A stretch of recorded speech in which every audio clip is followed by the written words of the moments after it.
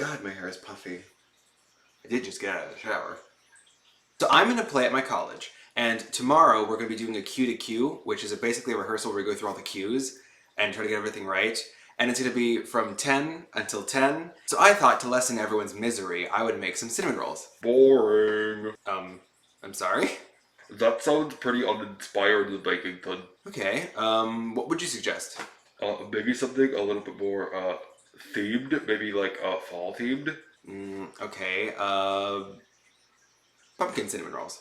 Yeah, that'll do. Yeah, that'll do. Bakington, your hair is down.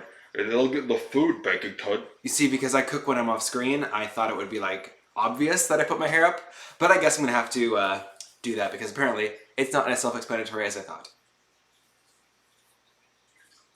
Happy? To 1.5 cups of lukewarm milk, I'm gonna add a tablespoon of sugar and 4 teaspoons of yeast. Mix.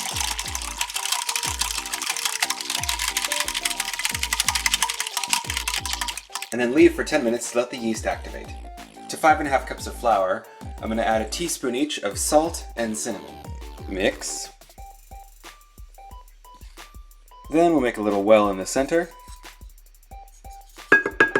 And to the well, I'm going to add my now incredibly frothy yeast milk mix, an egg, and 6 tablespoons of melted butter. And how could I forget to add this with the cinnamon? 1/3 cup of sugar minus the 1 tablespoon we used on the yeast mix. Mix everything together. I like to start with a spoon for this part because I have this thing about getting my hands really goopy and dirty. And trust me, you're going to. But I try to hold it off for as long as possible. Ooh, smells very yeasty. And a bit like cinnamon. I wonder why. Once your dough looks like some sort of eldritch horror, you can begin kneading it. If your dough is a little too dry, you probably use a small egg, in which case I would suggest adding a tablespoon of water. And if your dough is too wet, I would add a tablespoon of flour. But don't add too much flour, because you might make your dough tough. Your dough should be a little bit on the sticky side. You're going to want to knead your dough for about 10 minutes to get the gluten going.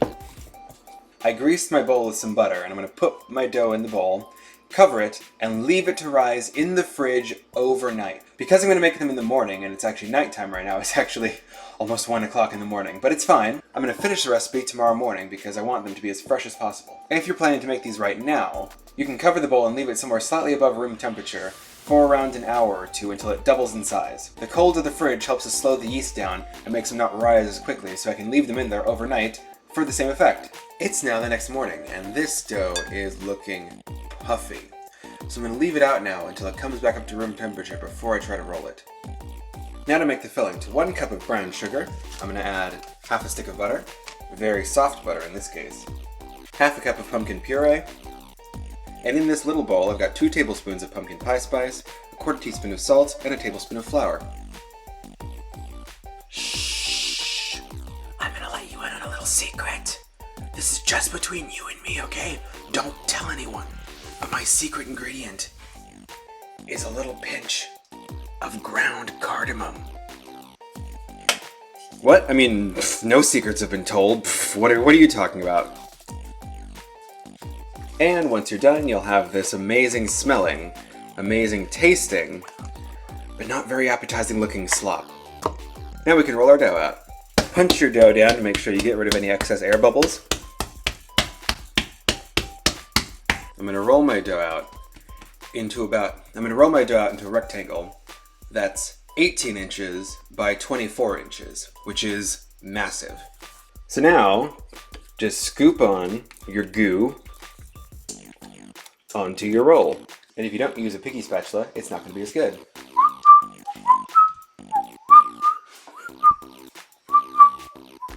So now that your dough looks like it's been smeared with stuff unspeakable, we're going to roll it up. It should be just the simple folding it over. Then I'm going to go along and pinch the seam together. You might find a little bit of water helps with this, but my dough is pretty moist as is. Did you like that? Moist. Moist. Now that I got my long snake of dough, we can cut it up and put it in the pan. So I managed to get 21 out of it, but maybe you can get more or less, depending on how evenly you cut yours. Clearly I didn't cut mine too even. So I'm going to cover these and leave them to rise for about half an hour. Alrighty, these have puffed up nicely, so now they're going to go into the oven at 375 for around 20 to 25 minutes until they're golden brown and puffy. I'm creaming together 1 package of cream cheese and 1 stick of soft butter. Once it's smooth, add a teaspoon of vanilla and 2 cups of powdered sugar in batches. This is half a cup. If you add it all in too fast, it'll just poof, go everywhere. And for the last installment of flour, I'm going to wash out the container that I used for the vanilla with a tablespoon of cream. You could use milk if you want to as well. Now that's what I call smooth. Also, I ended up adding another half cup of powdered sugar just because it wasn't quite as sweet as I wanted it to be. And after around 25 minutes, they're wonderfully golden brown and baked. Ooh, very springy as well. I'm going to leave these to cool for just a little bit before I smother them with icing, or else it'll all just melt into an unappetizing puddle. And you might have noticed that I use this disposable aluminum tray, which I don't normally do. But because I'm taking these to an event and I needed a larger tray than my normal, so I don't really care if I don't take it back with me. They've cooled off ever so slightly, so I'm going to smother them in the icing. And then take them to my rehearsal. Ta-da! Hopefully that helps to lessen everyone's misery even a little bit as we go and rehearse our play for 12 hours. It only hurts when I think about it. I hope you enjoyed this recipe. Like, comment, subscribe. Let me know in the comment section if you have a recipe you want to see done. Also, if you have something you'd add, take out, change the recipe, let me know as well. I would love to hear your thoughts on the recipe. Alright, you guys, peace.